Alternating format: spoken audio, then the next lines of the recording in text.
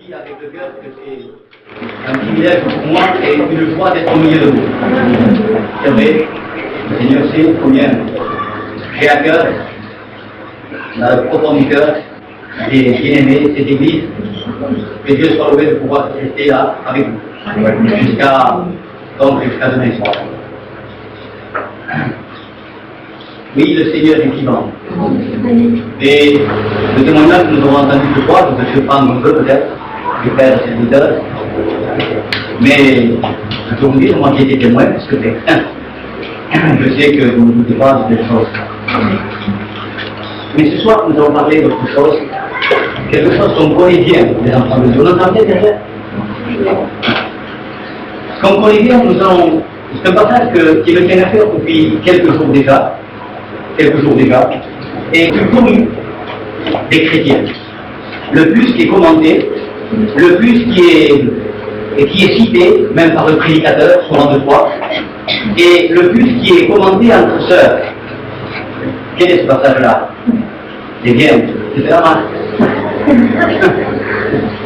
Alors c'est ce passage si simple, qui est tellement prêché, qu'on connaît tellement bien par cœur, que depuis quelques jours, je l'ai à cœur, et je veux partager avec vous ce que le Saint-Esprit, ce que mon Dieu a mis dans mon cœur. Il y a bien qu'on connaisse cela. Dernièrement, j'étais à Tarbes et je mangeais après la réunion avec les frères serviteurs. Et une pensée profonde a envahi mon cœur et je leur ai dit. Et je vais vous dire ce que je leur ai dit, parce que je le crois. Et si je leur ai dit, c'est parce que je l'ai cru. Je leur ai dit un seul verset. On peut le lire des centaines de fois.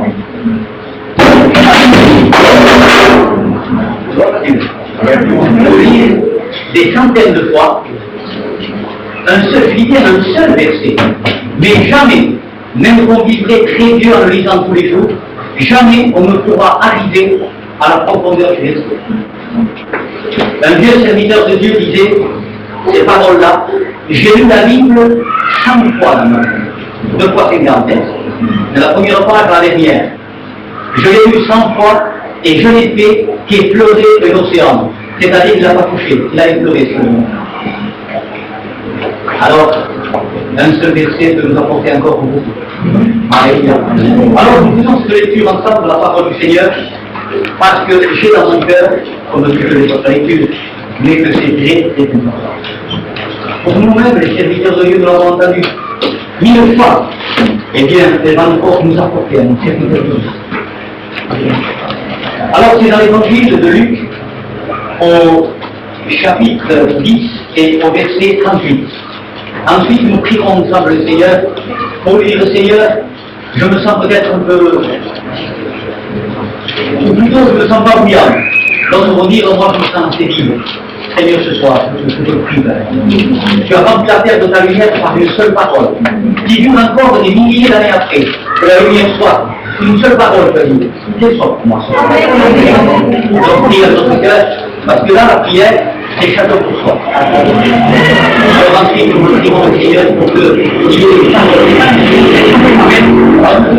paroles. Comme Jésus était en chemin avec ses disciples, c'est au verset 38, chapitre 10 de Luc, verset 38. Luc, chapitre 10, verset 38. Comme Jésus était en chemin avec ses disciples, il entra dans un village et une femme nommée Marthe le reçut dans sa maison. Elle avait une sœur nommée Marie qui s'est abattue ses pieds au Seigneur et écoutait sa parole. Marthe, occupée à divers soins domestiques, survint et dit, Seigneur, cela ne peut faire rien que ma sœur me laisse seule pour servir. Dis-lui donc de m'aider. Le Seigneur lui répondit, Marthe, tu t'inquiètes et tu t'agites pour beaucoup de choses. Une seule chose est nécessaire. Marie a choisi la bonne part qui ne lui sera pour être ôtée. Et bien ensemble, nous allons prier le Seigneur et dire le Seigneur, je connais cela, mais ce soir, je ne sais pas quelque chose en moi. je veux, mon Seigneur, qu'il y ait cette lumière dans mon cœur. C'est-à-dire qu'une seule parole, il y a des milliers d'années, et encore aujourd'hui, nous subissons cette parole. Je vous demande, la lumière y est encore. Alors, Seigneur, parle-moi. Je veux, Seigneur, à cette époque-là, tu as rempli la terre de ta lumière. Je veux que tu remplisses le vide, peut-être qu'il y a dans mon cœur. D'autres vont dire, Seigneur, je suis rempli de foi, mais encore plus. D'autres vont dire, Seigneur, il y a un trou. Il y a un trou, Seigneur, dans la citerne. Et la foi a coulé par ce trou. Peut-être plusieurs trous, Seigneur, ce soir. Par ta parole. Colle-moi de ces trous, Seigneur. Colle-moi de ces brèches. Ferme-les et mets ta lumière dedans. Et le Seigneur, il aime les serviteurs. Il aime même ceux qui n'ont plus la force de prier. Cela, il y a plus de 20 ans, ça m'était arrivé une fois, que j'avais même plus la force de prier. Que j'avais dit à un autre, prie à ma place, moi je n'ai plus la force. Vous voyez à quel point j'étais. Eh bien, ce soir, il y en a un qui était comme moi à cette époque-là. Eh bien, même si tu n'as pas la force de dire, mon Seigneur, une parole, c'est la vie. Ne laisse pas, Père. Regarde, mon Seigneur et mon Dieu, ceux qui se tournent vers toi, ceux qui ont beaucoup de force, ceux qui en ont moins, ceux qui en ont plus du tout.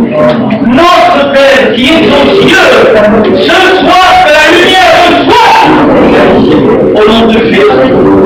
Au nom de Jésus, je sais que tu es là. Parce que c'est ta réunion à toi. Je sais que tu es là. Là est encore de savoir que tu es là. Alors glorifie-moi. Des paroles toutes simples, mais toutes simples, Seigneur. Mais c'est ta parole. Au nom de Jésus. Amen. Amen. Alléluia. Gloire à Dieu. Amen.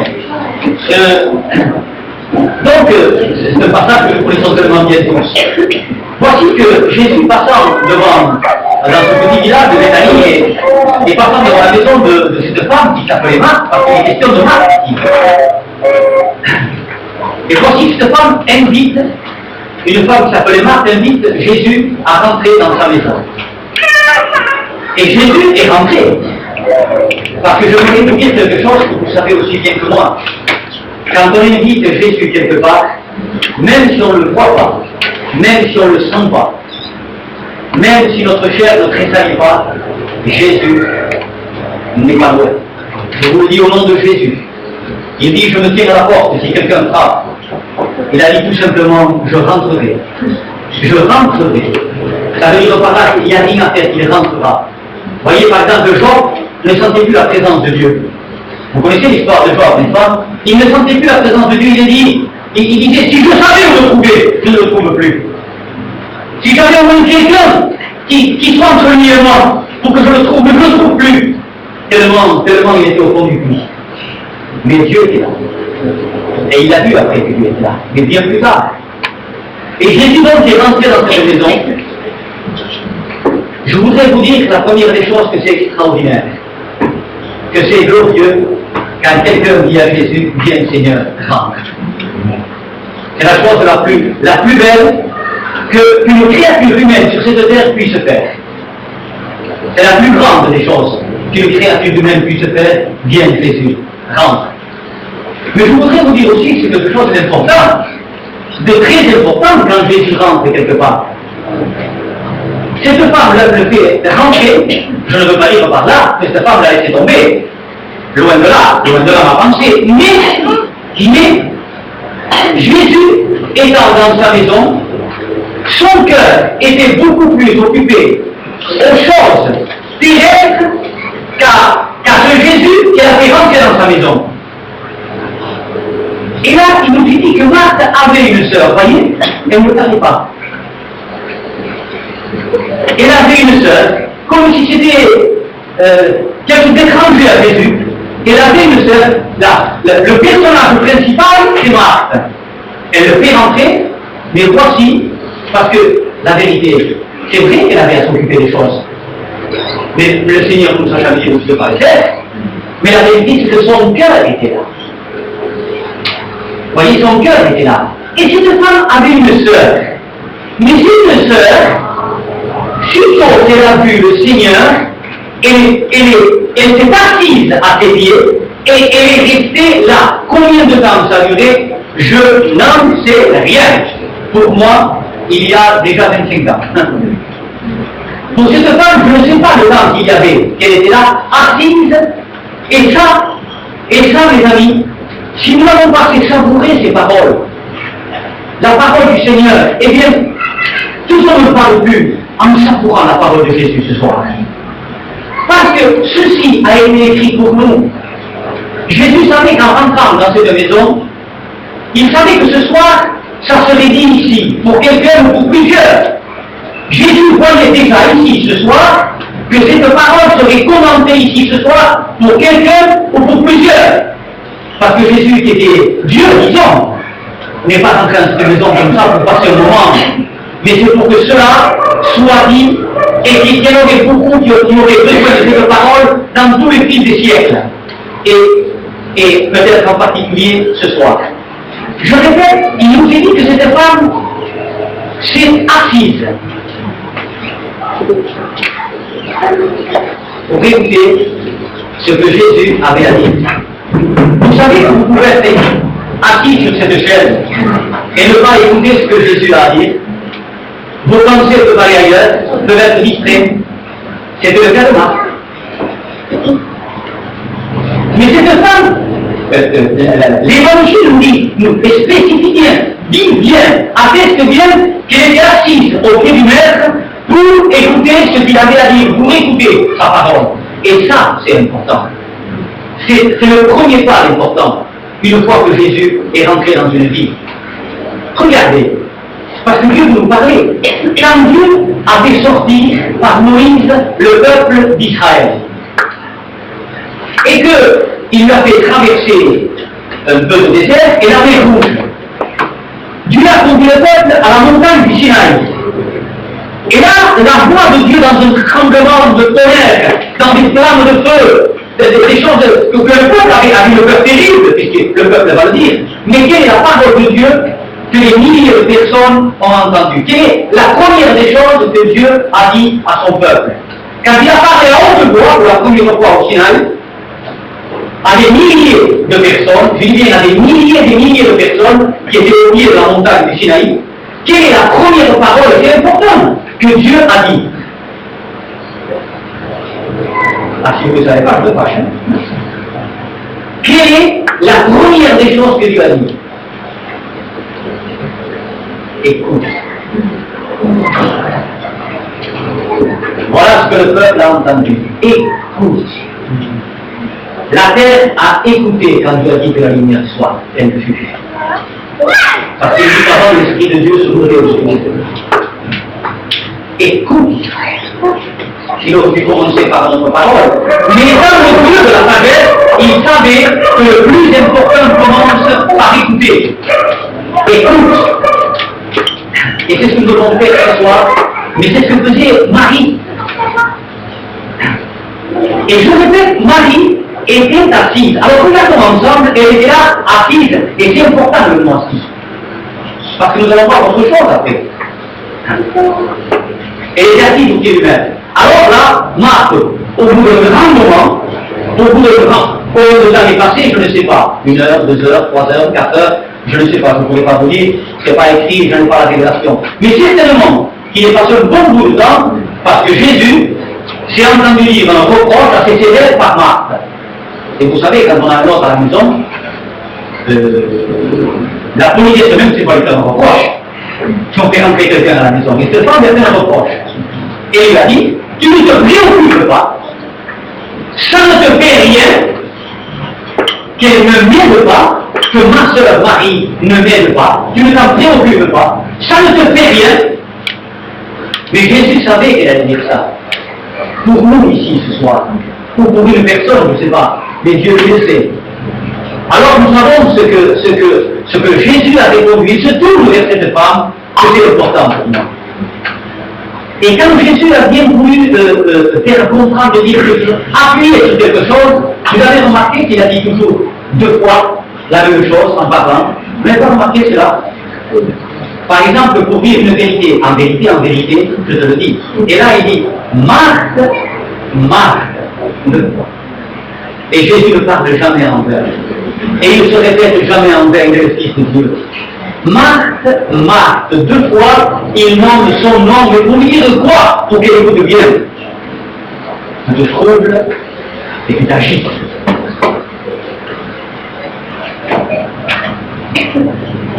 Tu te troubles et tu t'agites, Marthe. Il y avait de l'agitation, Dieu l'a envoyé dans le cœur de Marthe. Et je peux vous dire, au nom de Jésus, que quand on n'est pas assis, chrétienne, ou peut-être toi qui n'es pas encore chrétien, quand on n'est pas assis au pied de Jésus, tu t'agiteras. Je te promets qu'un jour ou l'autre, tu t'agiteras. Je te dis, bon, par exemple, une petite expérience, Dernièrement, je faisais une réunion et je devais traverser les Pyrénées-Atlantiques, surtout la ville de Pau. Et ce soir-là, c'était environ minuit, il y a eu une tempête, une violence inouïe sur Pau, sur la région de Pau, la preuve il y a eu de mort. Le vent, à 100 à l'heure, peu de choses résistent. Rouler à 150 à l'heure. Et moi, je devais rouler au milieu de cette ville de Pau, il fallait que je la traverse pour rentrer chez moi. Il m'est venu un moment, l'idée, et vous savez, je ne sais pas comment vous êtes, des gitanes américains ou français, les gitanes espagnols, on ne se sent pas bien si on est tout seul. S'il y a quelqu'un à côté de nous, on est bien, on est encouragé, même si c'est un mort de quartier de 5 ans.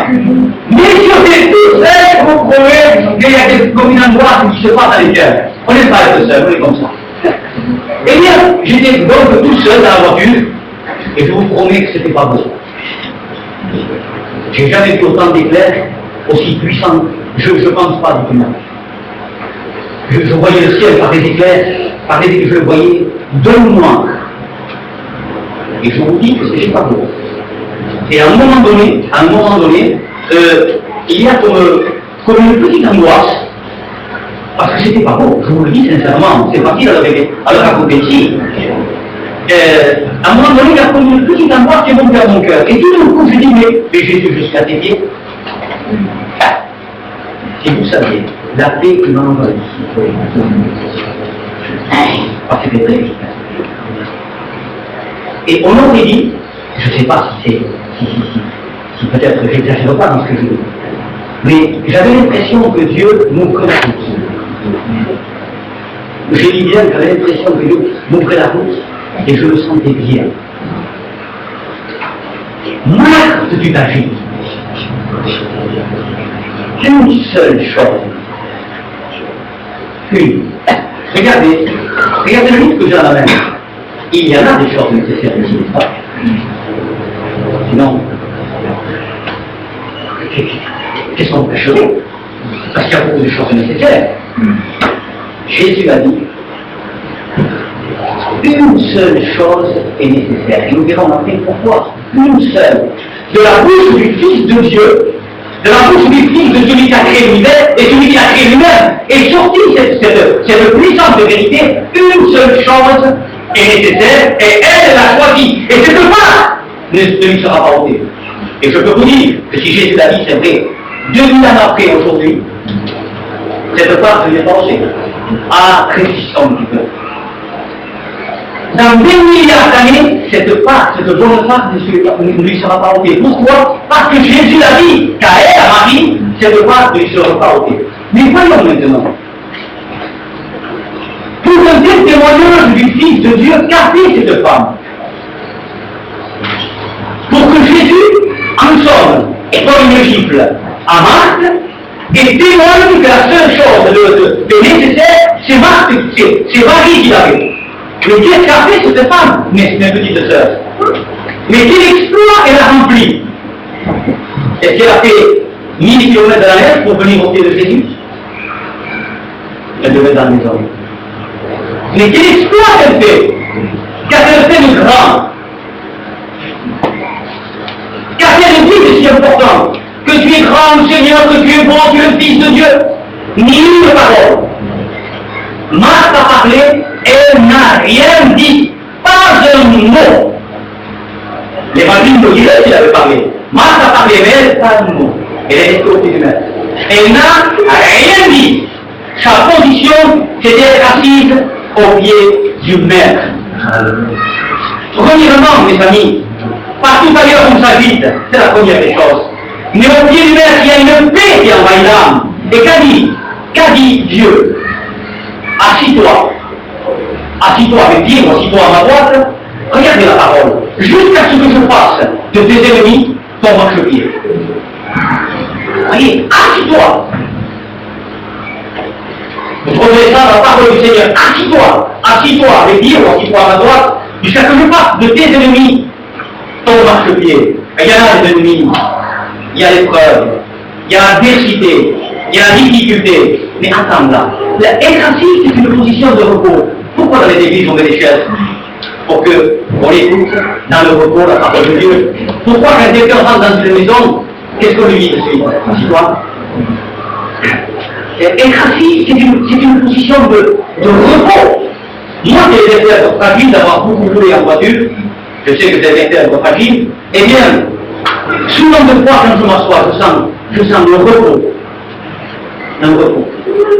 Et être assis au pied du maître procure là seulement le repos. C'est une position, mes amis, c'est une position de paix, de tranquillité, de confiance en même. C'est être assis au pied du maître. C'est le premier point, venir nous asseoir au pied de Jésus. Alors, je lui dis, mais bien sûr, l'adversité va y être, l'épreuve va y être, le problème va y être, mais tu es assis là. Tu es assis là, et là, ici seulement, je t'accorderai la victoire, je t'accorderai le repos. Et je ne vais pas mériter à ses pieds. Et vous savez, de rester assis au pied du maître, ça peut nous porter, ou ça doit nous porter, et il faut que ça nous porte très loin, enfant de Dieu. Très très loin. Très très loin. C'est votre nom, ami de Dieu, enfant de Dieu. Quand on est là au pied du maître, c'est les pensées de lui qui tiennent. Parce que hors de là, c'est les pensées de l'ennemi qui tiennent. Notre chair est ouverte à toutes les pensées du diable. Pourquoi? Parce que notre chair déjà est rebelle, mauvaise, méchante, insoumise. Notre chair déjà ne peut pas se soumettre. Dis bien, ne peut pas se soumettre aux forces de Dieu. Notre chair déjà est rebelle contre Dieu. Alors là, au pied du maître, nous recevons la pensée du maître. Alléluia. Et ce que nous ne voyons pas mal, quand nous sommes à ses pieds, nous voyons comme Dieu. Je vais vous dire quelque chose. Une personne qui est comme ce jeune, qui intègre assez clair, mais s'il s'escroche pendant 9 mois, du matin au soir, au soleil, comme nous sommes là aujourd'hui, je vous promets que ça peut foncer. Et quand on est, mais pas qu'il est au soleil, et quand on est au pied de Jésus, notre âme prend la couleur de Jésus. Notre âme est transformée à son image. Mais c'est quand on reste au pied du maître. Et ce que lui aime, il nous donne à aimer. Non seulement la paix et le repos, la tranquillité, mais ce que lui haït, il nous donne à haïr. C'est pour ça que c'est la seule chose nécessaire. Vous comprenez pourquoi c'est nécessaire? La seule chose, parce qu'il nous donne de plus en plus de sa vie et de sa nature. Le problème de Marthe, qui a été giflé par les paroles de Jésus, parce qu'il gifle, je le répète, c'est que son cœur n'y était pas au pied de Jésus. Et regardez, maintenant cette femme a la perte de sang. Vous connaissez ce passage, n'est-ce pas? Une femme qui avait 12 ans, qui perdait tout son sang. Elle avait été visiter docteur, elle avait lapidé tout son argent, et elle avait toujours son mal. Sa vie s'enfuyait, elle avait toujours son problème. elle avait toujours sa difficulté, elle avait toujours son adversité, c'est qu'elle perdait son sang et certainement qu'elle avait plus de force, c'est terminé. Jésus passait par là. Je sais que vous connaissez ce passage-là. Et comme il faisait tellement de miracles, il transformait un peu de pain par des centaines de morceaux de pain, et les gens de cette époque étaient pauvres, pouvaient manger. Il transformait quelques petits poissons par des centaines de poissons, par des centaines de kilos de poissons, je dirais bien, pour pas dire des milliers peut-être, parce qu'il avait donné à manger, vous le savez, à plusieurs centaines de personnes. Et les aveugles voyaient, les strophiés marchaient, alors une grande foule suivait Jésus et le Syrien ne coûte pas. Et c'est cette femme qui était là. Regardons un petit peu ensemble et écoutons la parole de Dieu. Je crois que Dieu peut parler à quelqu'un ce soir. Pour pas dire à plusieurs. Cette femme a dit, si je peux le toucher, si vous voulez, si je peux m'asseoir à prier, si je peux le toucher, il va se passer quelque chose. Et puis à un certain moment, Jésus s'arrête. Il s'arrête net, il s'arrête de marcher, et il dit, qui m'a touché? Les disciples le regardent. Il dit, qu'est-ce que tu dis? Tu t'es touché de tes journées. Tu es serré de toutes parts. Non. Quelqu'un m'a touché. Si quelqu'un qui vous suit de tous les côtés comme ça, et donc vous dites quelqu'un m'a touché, Seigneur, mais Seigneur, tu es serré de toutes parts. Non, non, une force est sortie. Une force est sortie de moi. Il y avait une femme, regardez.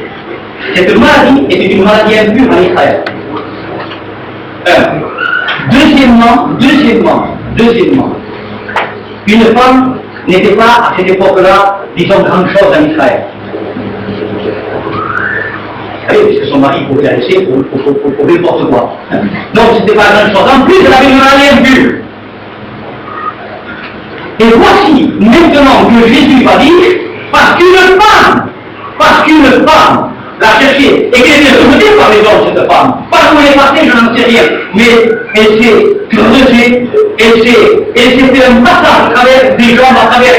Et la vérité me force à dire, je veux te toucher. Les autres disent, tu sais de toutes parts. Les amis, je peux vous dire quelque chose. C'est qu'on peut, même dans nos prières, dans nos cantiques, on peut faire partie de la foule, serrer Jésus de toutes parts, mais une femme réellement la cherche avec son cœur. Et c'était le cas de Marie, qui voulait rester à ses pieds. Et c'était le cas de Marthe dont son cœur n'y était pas. Mais cette femme, à la perte de sang aveugle, et vous avez vu ce qui s'est passé de suite, le mal est sorti d'elle. Parce que c'est bien la perte de sang, mais c'est quelque chose qui produisait cette perte de sang.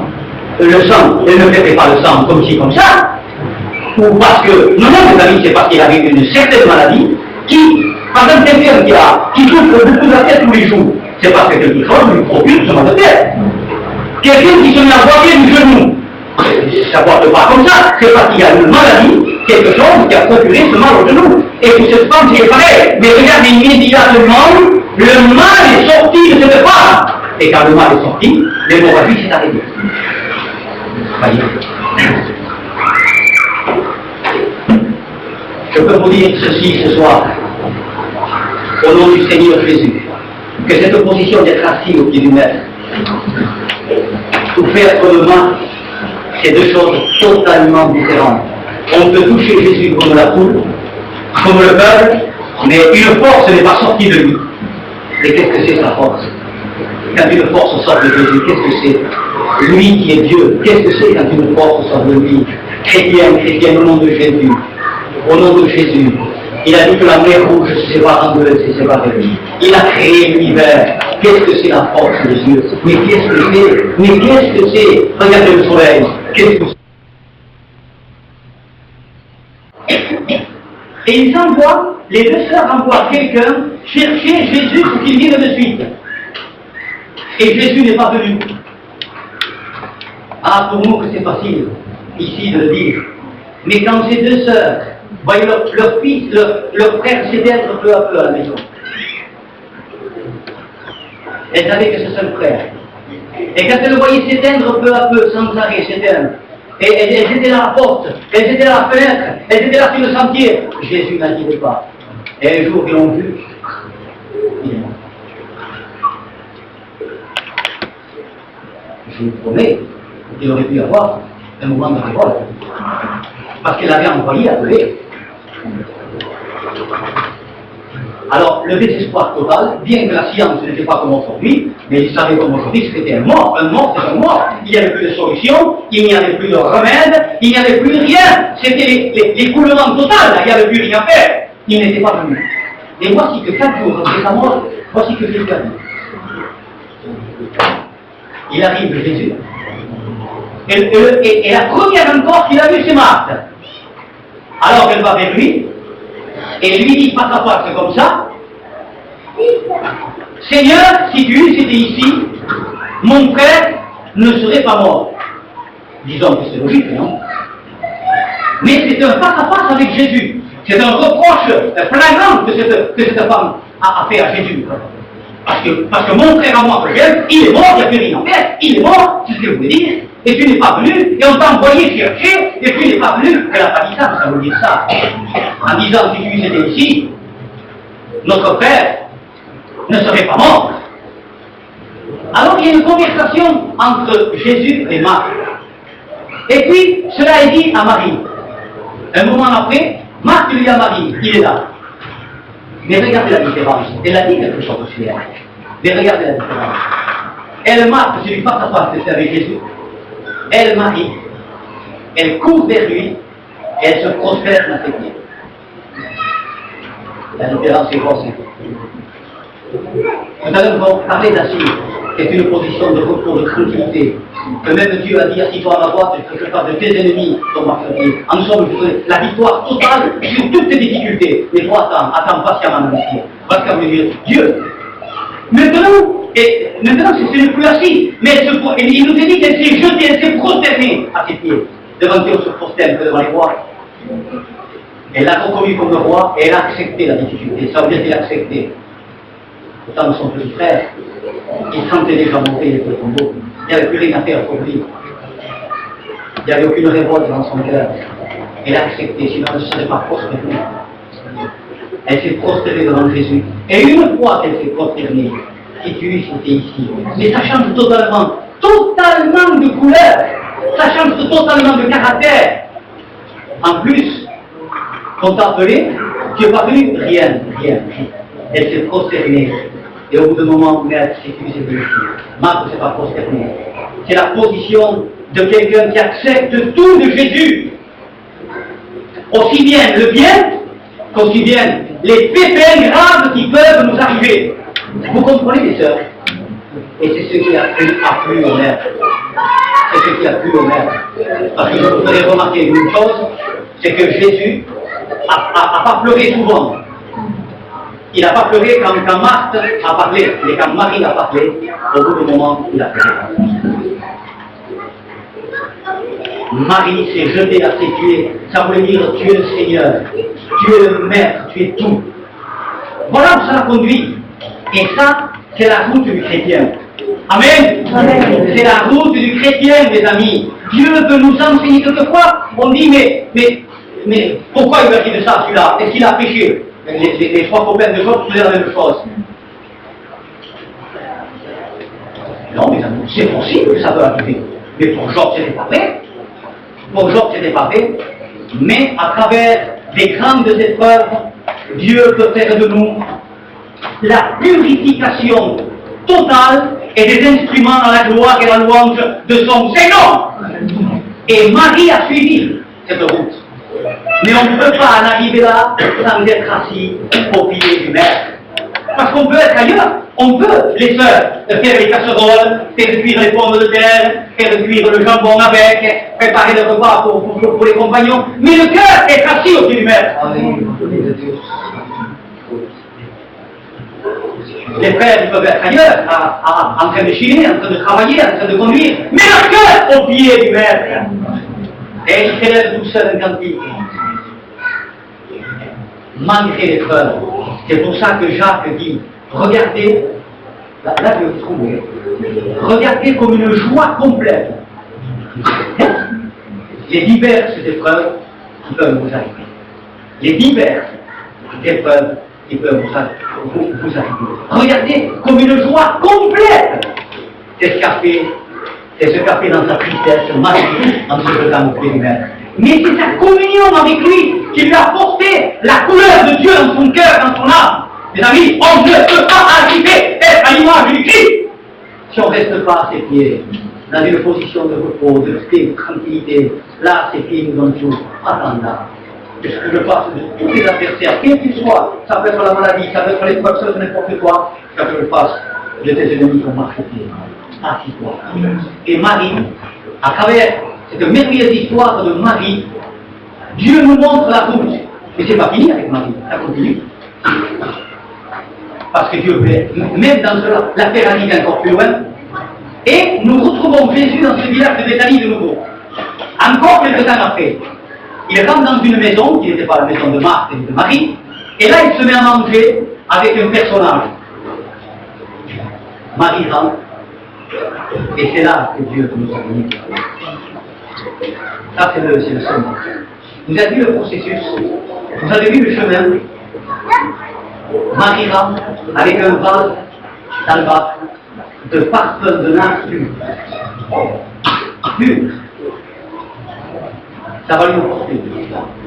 La preuve, c'est que Judas et d'autres disciples, voulant dire Jésus ne fait pas, on peut le vendre, et ne fait pas. Et comment Jésus l'a envoyé?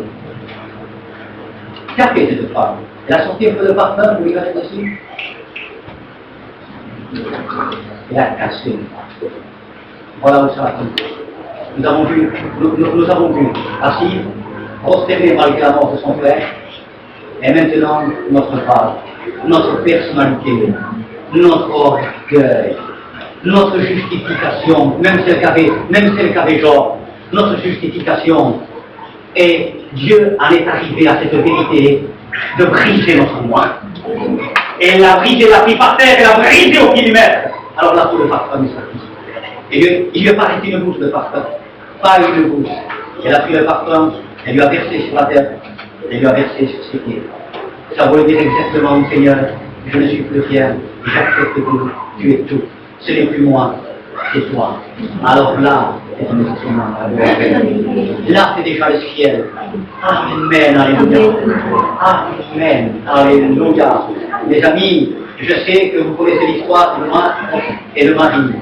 Mais il y a quelque chose ce soir que Dieu veut nous apporter, une paix, une tranquillité, un repos total, malgré même l'épreuve de la foi, appelée par la parole de Dieu, qui dit, mais j'en ai plus de foi. Malgré ça, Dieu veut nous amener là, à rester à ses pieds, alléluia, à nous conduire, amen, à nous prosterner après devant lui, alléluia, et à nous casser, à nous briser.